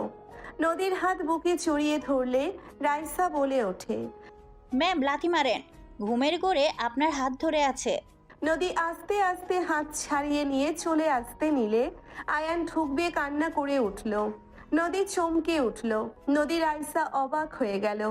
আয়ান ঘুমের ঘোরে কান্না করতে লাগলো আর বলতে লাগলো, মা, মা আমাকে একটু ভালো কেন বাসো না? মা, তুমি আমাকে একটু বুকে টেনে নাও না, আমার অনেক কষ্ট হচ্ছে। আয়ানের কথা শুনে নদীর চোখ দিয়ে পানি গড়িয়ে পড়তে লাগলো। আয়ানের মাথার কাছে বসে নদী বলতে লাগলো, আয়ান, এই আয়ান, আয়ান। নদী ধাক্কা দিলে আয়ান লাফ দিয়ে উঠে পড়ল। নদী আয়ানকে ধরে বলল, তুমি দুঃস্বপ্ন দেখছিলে। নদীকে দেখে আয়ান হাত সরিয়ে দিয়ে বলল, ম্যাম, আমার আশেপাশে আসবেন না তো আপনাদের বেডে যান, আর আমাকে স্পর্শ করবেন না। তুমি আম্মুকে মিস করলে কেন? তুমি ওই বস্তিতে থাকো, তুমি আম্মুকে ছাড়া কিচ্ছু বোঝো না, তাহলে কেন তুমি ঢাকা শহরে থাকো? আমি কাউকেই মিস করি না, আমার এই দুনিয়াতে কেউ নেই। আমি এই দুনিয়াতে একা, আমার আল্লাহ ছাড়া আমার কেউ নাই, কাউকে মিস করার প্রশ্ন আসে না। যেভাবে জীবন চলছে আলহামদুলিল্লাহ, এখন শুধু আল্লাহর কাছে একটাই চাওয়া, আল্লাহ আমাকে যেন নিয়ে যায়। নদী আয়ানের মুখে হাত রেখে বলল। বাজে কথা বন্ধ করো। নদীর হাত এক ঝটকায় সরিয়ে দিয়ে বলল। এখান থেকে সরবেন, আমাকে স্পর্শ করতে না করলাম না। নদী আয়ানকে জড়িয়ে ধরতে গেলে আয়ান ধাক্কা দিয়ে সরিয়ে দিয়ে বলল। সমস্যা কি আপনার? এমন ছ্যাঁচড়া কেন করছেন? আমি জানি এখন আমাকে তোমার প্রয়োজন। আমার আর কাউকে প্রয়োজন নাই, আপনি এখান থেকে যান। যদি না যান আমি এখান থেকে বের হয়ে যাব। জিদ করবে না। আপনি কেন আমাকে ধরছেন? আপনি কি বুঝতে পারছেন না আপনার স্পর্শ আমার শরীরকে আগুন জ্বালিয়ে দিচ্ছে? আপনাকে আমি ঘৃণা করি, আপনাকে আমার সহ্য হয় না, বোঝেন না আপনি? নদী আর কিছু না বলে নিজের বেডে চলে গেল। আয়ান আয়রার দিকে তাকিয়ে চোখের কোণার পানিটা গড়িয়ে পড়তে মুছে দিল। 4 দিন পর আয়রা আয়ান পার্কে বসে আছে, সাথে ইভা আয়ান আয়রাকে কোলে নিয়ে আদর করতে লাগলো। আয়রা কোল থেকে নেমে বাকি বাচ্চাদের সাথে খেলতে লাগলো। আর এইদিকে ইভা আয়ানকে বলল, চল বিয়ে করে নি, বাচ্চাটা আমাদের হয়ে যাবে। আমি ওকে ওর আম্মুর থেকে দূরে করব না। তো আমাকে বিয়ে করে নে, আমি তোকে 12টা বাচ্চা উপহার দেব, আর বেশি চাইলে তাও দিতে পারবো। এসব কথা ছাড়া কি তোর কোনো কথা নাই? ইভা আয়ানের কলার ধরে টান দিয়ে নিজের কাছে টেনে নিল। তখনই নদীর আয়সার চোখ পড়ল। নদীর আগে কিছু না বলে চলে গেল। আয়ান ইভার হাত সরিয়ে দিয়ে বলল, দেখ ইভা, এইসব বেশি বেশি করছিস। আমি আমার স্ত্রীকে ভালোবাসি, আমি তার স্মৃতি নিয়ে মৃত্যুবরণ করব, আমি আমার লাইফে আর কাউকে নিয়ে আসবো না। কেমন স্ত্রী যে স্বামীকে রেখে চলে যায়? কারণ ছিল তাই চলে গেছে। কিসের কারণ? তুই কি তাকে ভালোবাসিস নাই? আমার ভালোবাসার কমতি ছিল তাই, আর আমার ভাগ্য খারাপ, আমি কাউকে ধরে রাখতে পারি না।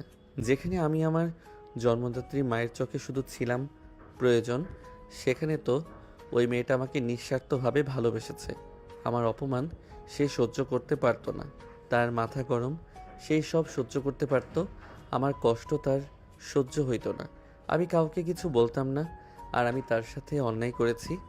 আমার ভুলে আমাকে সেই ছেড়ে চলে গেছে। দোষ আমার ছিল, আমি আমার ওয়াইফকে বাদে আমার ফ্যামিলিকে বেশি গুরুত্ব দিয়েছি। আমি তাকে বোঝার চেষ্টা করতে পারি নাই। আয়ানের চোখের কোণায় পানি জমাট বাঁধল।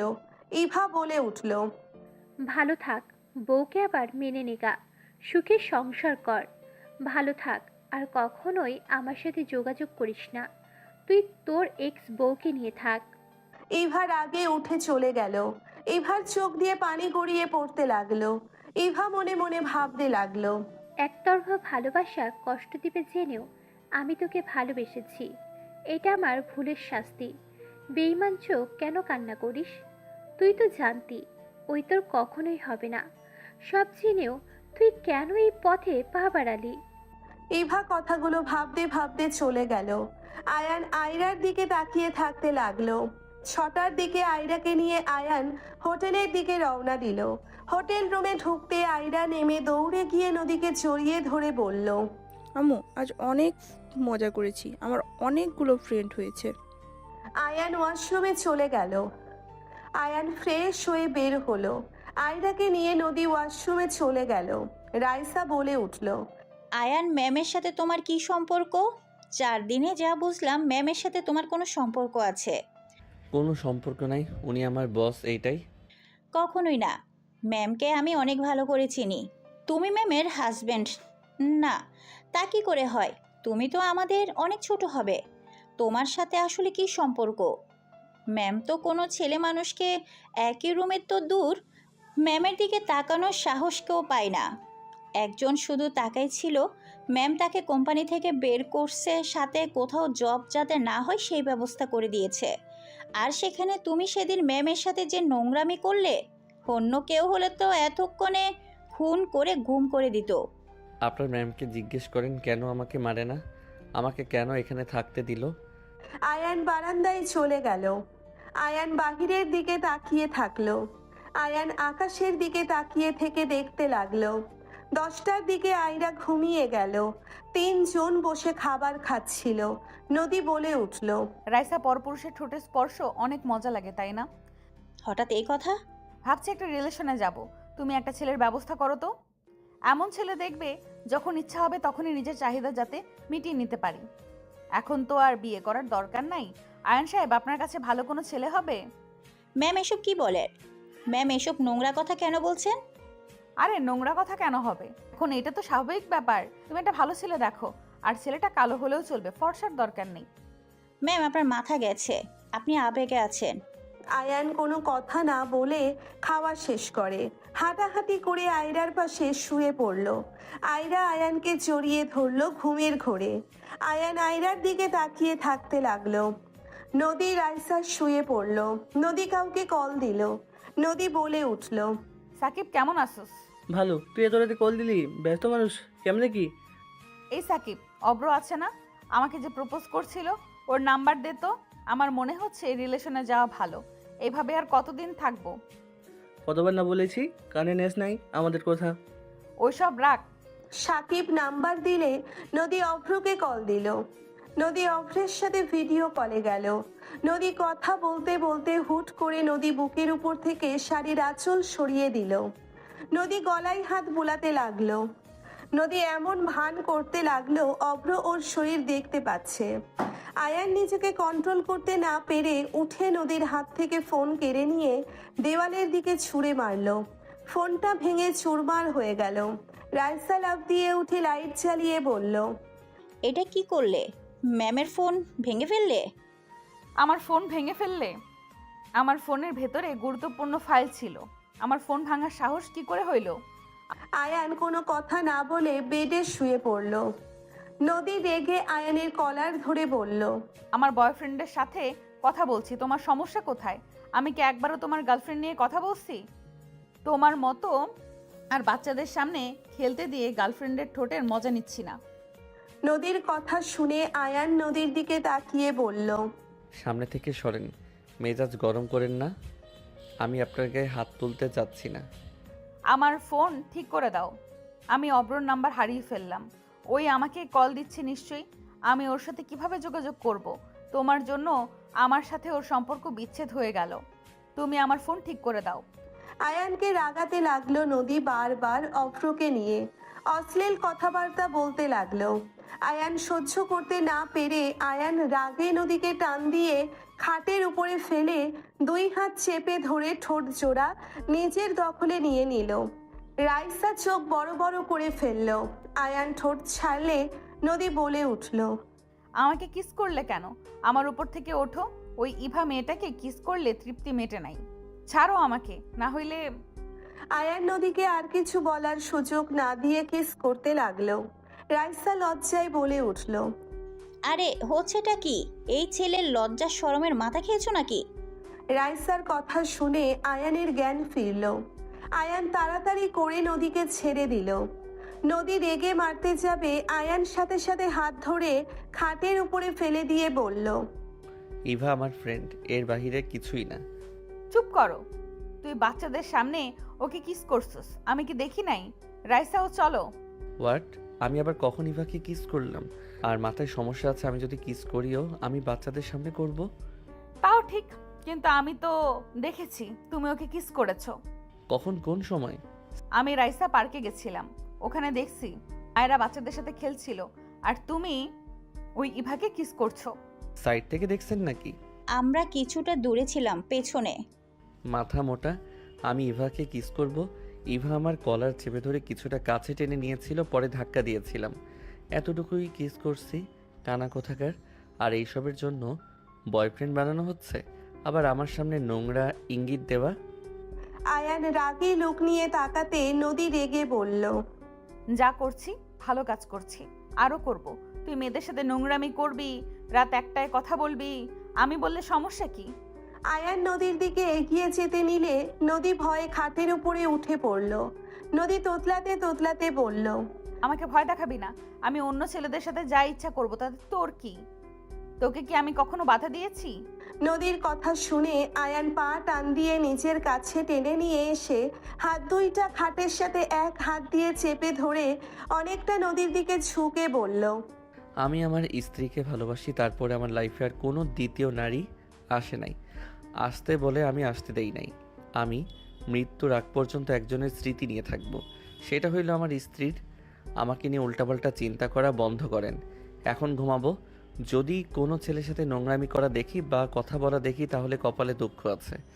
আমাকে যদি আগের সেই আবেগময় ছেলে ভাবেন তাহলে জীবনে বড় ভুল করবেন। আয়ান কথাগুলো বলে নদীকে ছেড়ে দিয়ে আয়রার পাশে গিয়ে শুয়ে পড়ল।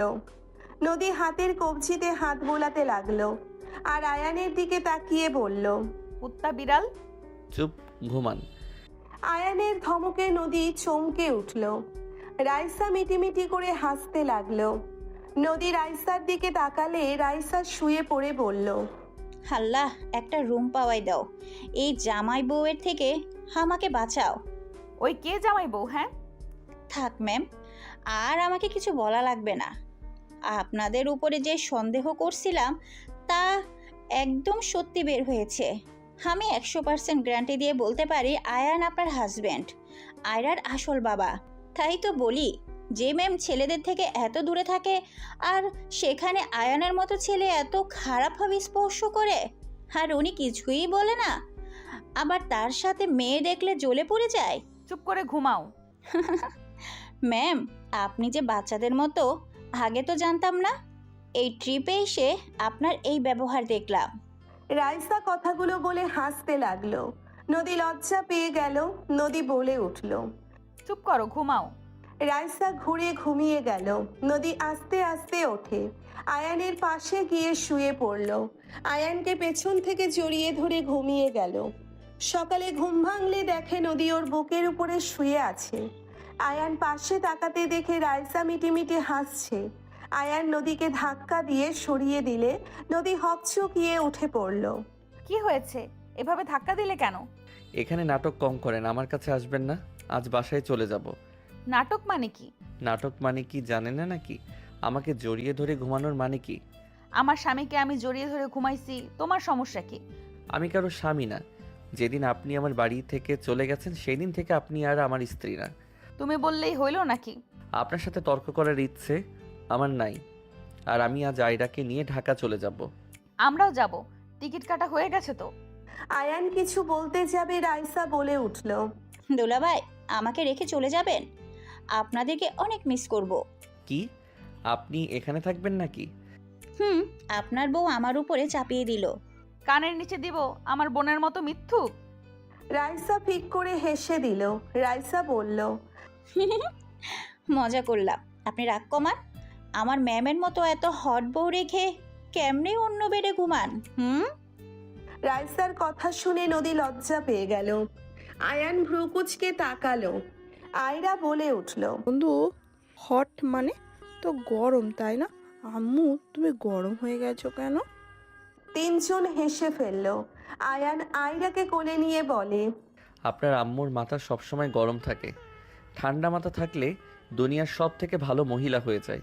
আর যদি একবার গরম হয় তাহলে দুনিয়ার যত রাক্ষসী আছে সব ওনার ভিতরে ভর করে। কি বললে? আমার ভেতরে রাক্ষসী ভর করে? নদী আয়ানকে মারতে যাবে। আয়ান টাল সামলাতে না পেরে পড়ে যেতে নদীও আয়ানের পায়ের সাথে বেঁধে পড়ে গেল। আয়রা দুজনের উপরে পড়ে যাওয়ার ভান করলে নদী ঘুরে আয়রার দিকে তাকিয়ে বলল, পড়ে গেছেন? আয়রা লজ্জা পেয়ে নদীর বুকে মুখ লুকিয়ে হাসতে লাগলো। আয়ান নিচে পড়ে থেকে বলল, আরে মা মেয়ে উঠো। আমি কি একটু ম্যাম আপনার উপর উঠবো? সরো, আমার জামাই মাটির নিচে চলে যাবে। আয়রা ওঠো। রাইসা হাসতে লাগলো। আয়রাকে কোলে তুলে নিলে নদী উঠে পড়ল। দূর রেডি হন তো, বাসায় যাব। আয়ানের কথায় সবাই তাড়াতাড়ি করে রেডি হয়ে নিতে লাগলো। রেডি হয়ে আয়রাকে নদীর কাছে দিয়ে লাগেজ ব্যাগ নিয়ে গাড়িতে তুলে দিয়ে আয়রা আয়ান উঠল। রাইসা নদীকে আয়ানের পাশে বসিয়ে দিয়ে বলল, এভাবে জামাই বউ দূরে থাকলে শয়তান ঢুকবে, সাথে সম্পর্ক যতটাই মিল হতে যাবে তার থেকে কয়েক গুণ শয়তান দূরে সরিয়ে দিবে। দিগ্গা, এর সাথে থাকা আমার লাগবে না। কি বললে? যা শুনছেন তাই। রাইসা ছাড়ো, আমি তোমার কাছে বসবো। রাইসা দরজা আটকিয়ে দিয়ে পেছনে উঠে পড়ল। গাড়ি চালাতে লাগলো ড্রাইভার। স্টেশনে গেলে আয়ান আয়রাকে নিয়ে কিছুটা দূরে গেল। ইভা রাকিব দাঁড়িয়ে আছে। ইভা আয়ানকে বলল, চলে তো যাচ্ছিস, একবার হাক করতে তো পারি। না। ওকে, তোর মেয়েকে তো করতে পারি। ইভা আয়রাকে জড়িয়ে ধরে আদর করতে লাগলো। রাকিব হাঁক করে বলল, দোস্ত ভালো থাক, তোকে এভাবে দেখতে পারবো ভাবি নাই। ভাবি কোনটা? লাল শাড়ি ওইটা। মাশাআল্লাহ, আয়রা ওর আম্মুর মতো আর কিছুটা তোর মতো হয়েছে। হ্যাঁ। জাবেরের সাথে পরিচয় হয়ে নেই, চল। রাকিব ইভা নদীর দিকে যেতে লাগলো। রাকিব ইভা বলে উঠল, আসসালামু আলাইকুম ভাবি, কেমন আছেন? আপনি হয়তো আমাদের চিনতে পারছেন না, আমি রাকিব আয়ানের অনলাইন ফ্রেন্ড। ওয়ালাইকুম সালাম। জি আলহামদুলিল্লাহ ভালো আছি, আপনারা ভালো আছেন? ভাবি আপনি তো মাশাআল্লাহ অনেক সুন্দর। আমার বন্ধুকে আর ভুল বুঝে চলে যায়ও না, সংসার জীবনে অনেক ঝামেলা হবে, তাই বলে এভাবে চলে যাওয়ার কোনো মানে হয় না। ফ্যামিলিতে না থাকতে পারলে অন্য কোথাও চলে যাবেন। কারো সংসার ভাঙার চেষ্টা করবে না, দুজন মিল হয়ে যান আমাদের রাজকন্যার জন্য। আয়রাকে আদর করতে করতে কথাগুলো বলল। নদী বলে উঠল, আমি মানছি আমার ভুল হয়েছিল, বাট আপনার বন্ধু তো জানতো আমার মাথা ঠান্ডা হইলে আমি সব ভুলে যাই। ওই আমাকে একবার যদি নিয়ে আসতে যেত তাহলে কি আমি আসতাম না? ওর ফ্যামিলি কখনো খোঁজ নেয় নাই। ঝামেলা ওই তো, ওর ফ্যামিলি থেকে সেদিন চলে গেছে, যেদিন আমি বের হয়েছে সেদিন ওই ফ্যামিলিকে ছেড়ে দিয়েছে। কি আয়ান এসব কি বলে? ট্রেন ছেড়ে দিবে, উঠেন। ভাবি, আয়ান আপনাকে অনেক ভালোবাসে, আপনারা এক হয়ে যান। দোয়া করেন, আর আপনারা ঢাকা গেলে আমাদের বাসায় অবশ্যই উঠবেন। দুজনের থেকে বিদায় নিয়ে তিনজন ট্রেনে উঠে পড়ল। আয়ান ইভা রাকিবের দিকে তাকিয়ে থাকলো। ইভার মুখে হাসি থাকলেও চোখের কোণায় পানিগুলো টলমল করছিল। আয়ান চোখ সরিয়ে নিল।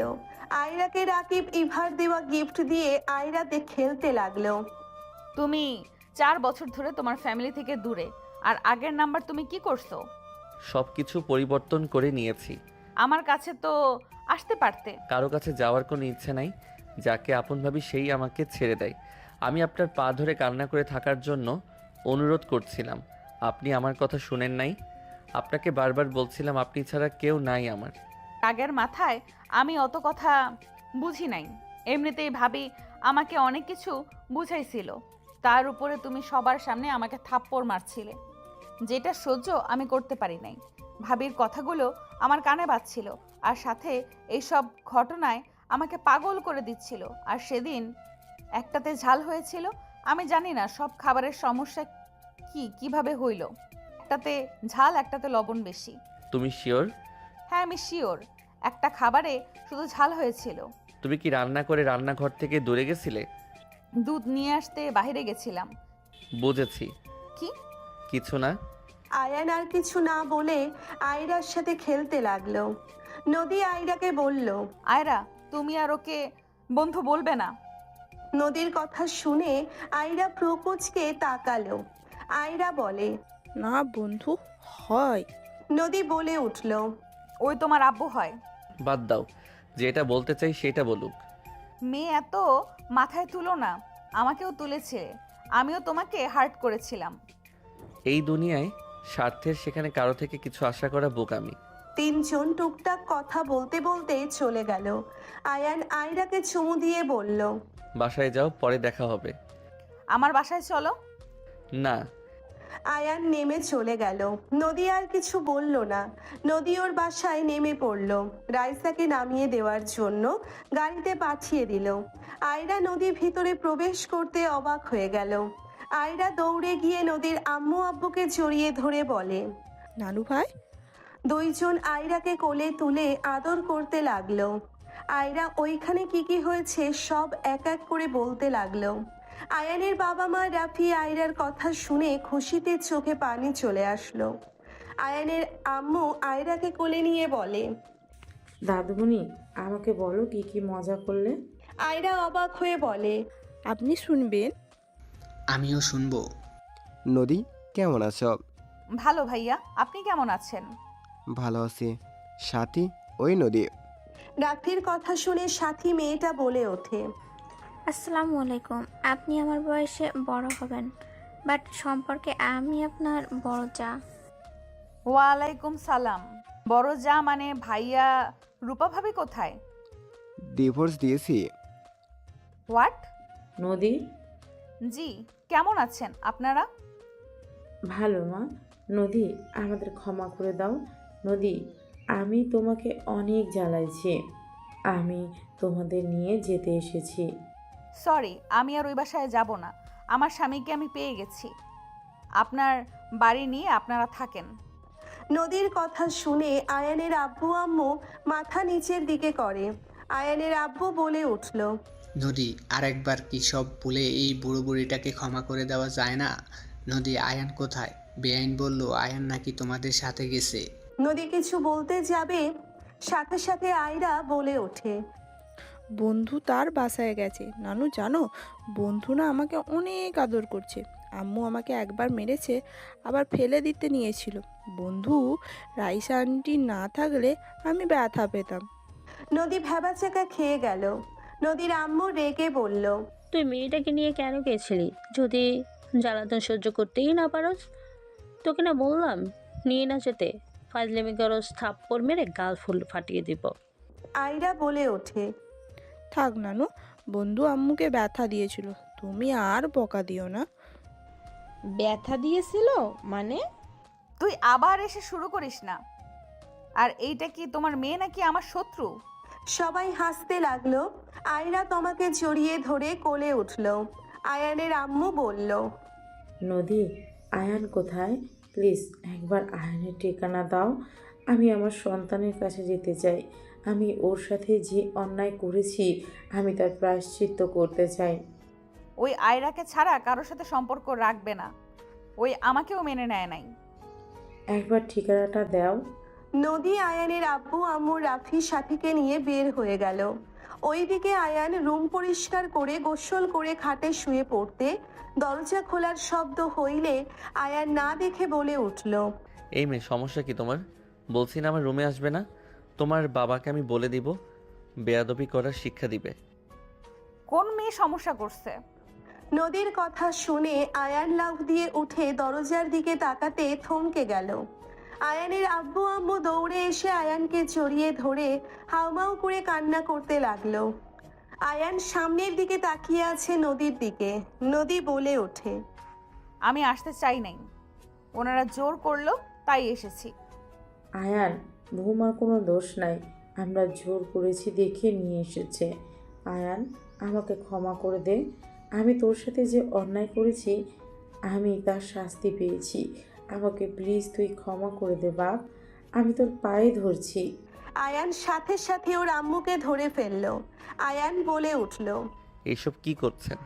আপনি আমার জন্মদাত্রী মা, আপনি আমাকে এভাবে ছোট করে দিবেন না। ভাই, আমাকে ক্ষমা করে দে ভাই। আমার কারোর উপরে কোনো রাগ নাই।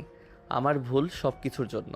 যাদের ভালোবাসা পাবো না জেনেও তাদের ভালোবাসা পাওয়ার জন্য অপেক্ষা করে নিজের স্ত্রীকে কষ্ট দিয়েছি। আমার শাস্তি পাওয়া উচিত ছিল। আয়ান, এভাবে বলিস না বাপ, আমাদের একবার ক্ষমা করে দে। আমি কথা দিচ্ছি তোর বউকে কেউ অসম্মান করতে পারবে না। আমি আমার বৌমাকে সম্মানের সাথে নিয়ে যাব।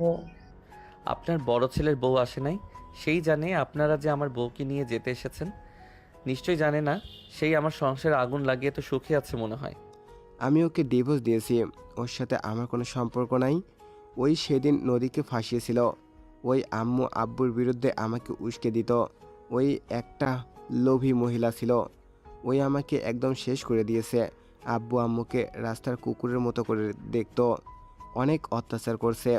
আমি ওর কথায় আব্বু আম্মুকে কষ্ট দিতাম। আজ আমি যাকে জীবনসঙ্গী করে পেয়েছি, আলহামদুলিল্লাহ, নদীর মতো অনেক ভালো, সবাইকে সহজে আপন করে নিতে পারে। ওকে রেখে আসতে চাইছিলাম, জোর করে এসেছে। তার দেবরকে আর যাকে নিয়ে আসব, আমরা না নেওয়ার কে? রাফির কথা শুনে আয়ানের মুখে হাসি ফুটে উঠল। নদী আয়ানের দিকে তাকালে আয়ান ভাবতে লাগলো। আল্লাহ ছাড় দেন, ছেড়ে দেয় না। আজ আমার বউকে সম্মানের সাথে নিয়ে যাবে। যে মায়ের মুখে কথা বিষের মতো ছিল, সেই মায়ের মুখে আজ মধু। আল্লাহ তুমি চাইলে সব পারো। আয়ানকে ভাবতে দেখে আয়ানের আম্মু বলল, আয়ান চল না বাবা আমার সাথে, আমাদের ক্ষমা করে দে। নদী ওকে বুঝাও না। আয়ানকে সবাই বোঝাতে লাগলো। নদী বললে আয়ান রাজি হয়ে যায়। সবার থেকে বিদায় নিয়ে গ্রামের বাড়িতে চলে গেল। আয়ান নদী তাদের চেনা ঘরে চেনা খাটে বসে আছে। আয়ান নদীর দিকে তাকাতে নদী বলে উঠল, অতীতের সব স্মৃতি মনে পড়ে যাচ্ছে। হ্যাঁ, সাথে মনে পড়ে যাচ্ছে তুমি আমাকে রেখে চলে গেছিলে। আয়ানের কথা শুনে নদী রাগে মারতে লাগলো। মারতে মারতে বলল, আমি ভালো ভালো স্মৃতি মনে করি, আর উনি বারবার একটা স্মৃতি মনে করে। তোমার মাথার মগজ আমি বের করে রাখবো। আয়ান নদীর হাত ধরে বুকের সাথে জড়িয়ে ধরে হাসতে হাসতে বলল, আরে পাগলি, মজা করছি। আল্লাহ, এই বউ জীবনেও ভালো হবে না। কথায় কথায় রেগে যায়। আমার জামাইও ভালো হবে না, আমাকে রাগানোর জন্য সব সময় পেছনে লেগে থাকে। আয়ান টান দিয়ে নদীকে খাটের উপরে ফেলে দিয়ে 2 হাত চেপে ধরে ঠোঁটে গলায় কিস করতে করতে বলল, ওয়েট, রাগ কমাই আগে। আয়ানের কথা শুনে নদী লজ্জা পেয়ে গেল। আয়ান নদীর উপরে ঝাঁপিয়ে পড়ল। নদী লজ্জায় আয়ানের পিঠ খামচে ধরল। আস্তে আস্তে 2জন পাল্টা আদর করতে ব্যস্ত হয়ে গেল। বাকিটা ইতিহাস।